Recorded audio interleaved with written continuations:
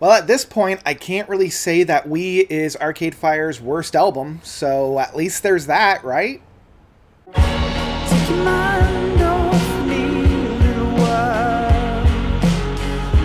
Pink Elephant by Arcade Fire. So, Arcade Fire, indie darling from Canada, my home country.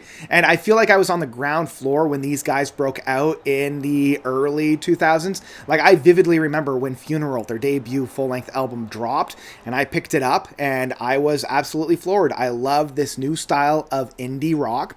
You know, it felt to me like this was going to be Canada's next big sound, in the same vein that, say, Our Lady Peace or The Tragically Hip was the sound for Canada in the 90s. I thought this is going to be the sound of Canada in the 2000s. And in certain cases, yes, it was. You know, they followed it up with Neon Bible and The Suburbs and even The Reflector, showcasing that in this 10-year period, they were able to bring out banger after banger after banger. I know not a lot of people liked Reflector, but to me, it's my favorite album from them. Then they started to get a little bit of a rocky territory after Everything Now, which I still think is a banger, but I get that it's not everybody's taste.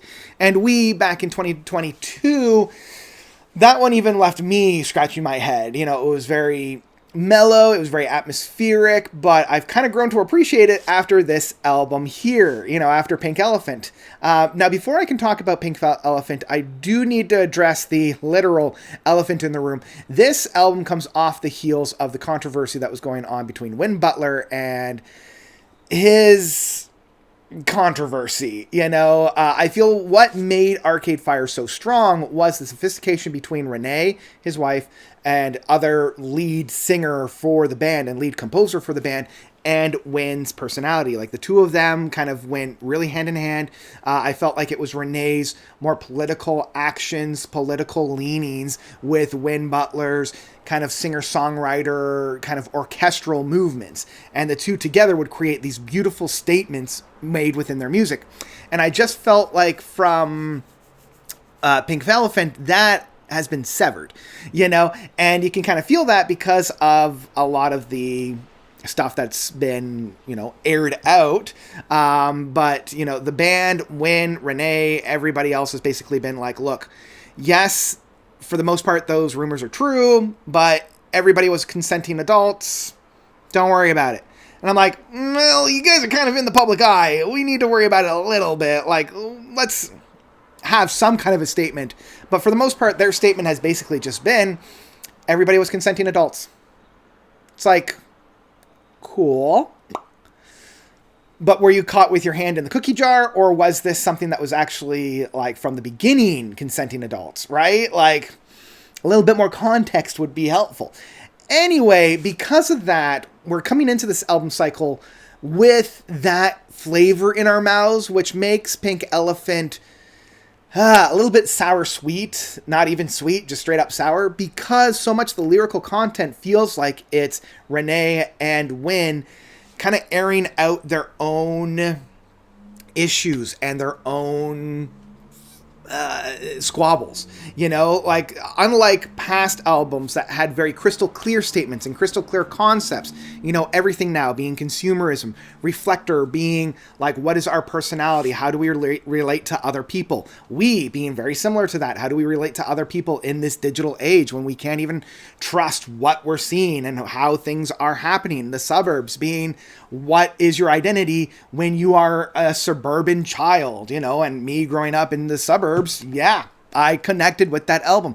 This album of Pink Elephant has a little bit of an identity crisis because I feel like it doesn't know whether to make a big political statement like some of their past records did, or whether to be a grievance airing out therapy session, you know. And unlike before, where there used to be this poetry to the songs, you know, there used to be this flow, this just kind of feels like top of the head, almost like diary writing sessions. Like, the album itself, like, I picked it up in physical format and kind of regret not, but like, it comes with this really strange, here, let me pull this out, like, flip book thing, you know, and it's almost like collages after collages, you know, and that's kind of what the lyrical content of this album feels like. It feels like little vignettes, little snippets, little things that don't really adhere to one another. Like, take, for instance, Circle of Trust, which keeps making allusions to the Archangel Michael, and Like, okay, the Archangel Michael within the whole, battle between heaven and earth was the nurse. He was the healer. He was the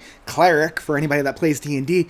But he's like, yeah, the Archangel Michael is on his motorcycle. And I'm like, come on, kids. Like, I used to get teased because my name is Michael as like Michael Motorcycle.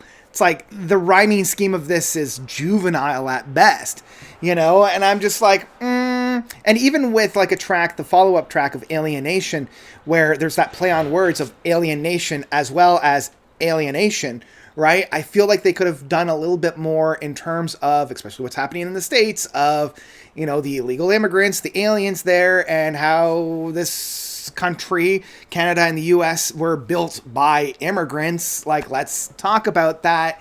Let's talk about how we're alienating people and I'm just like, oh, it's more just diary writing schlock. Okay.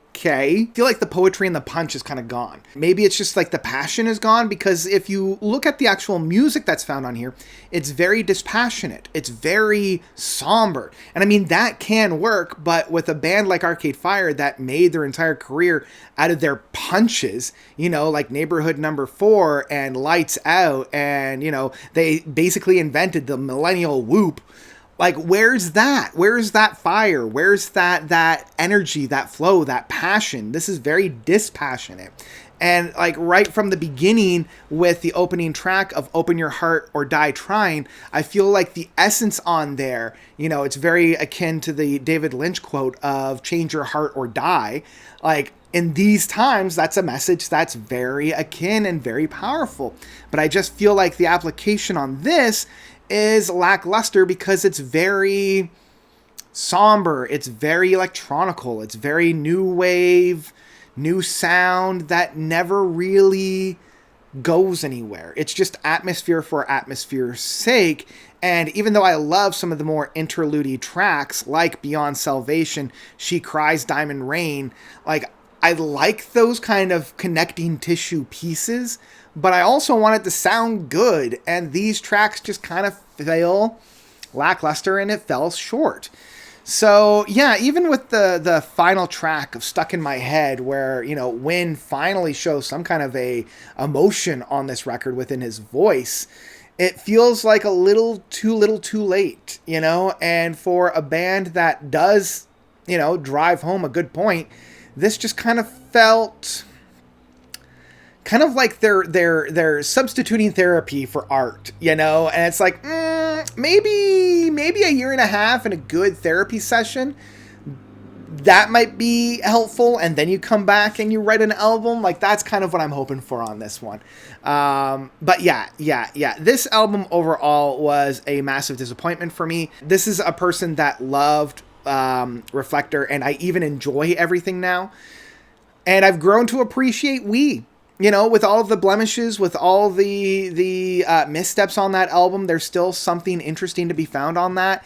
This just feels like almost a cry for help, almost, Yeah, even some of the more single tracks, like Year of the Snake, was just forgettable. And like, I know Renee is taking more of a singing prowess on this, but man, bring back some of the French lyrics. Like, one of the things that I will give credence to a lot of Quebec artists is the maintaining of the Quebec culture and the Quebec identity. And Arcade Fire was doing a great job by having a number of tracks in French. And I just feel like that's missing here, especially with so much of the therapy sessions needed for Renee. So yeah, this album for me was a massive misstep. This kind of continues the downward slump for Arcade Fire. What is it? It's better to burn out than fade away, and these guys are definitely fading fast. So yeah, I think in the end I will say Pink Elephant by Arcade Fire is an album I would absolutely skip.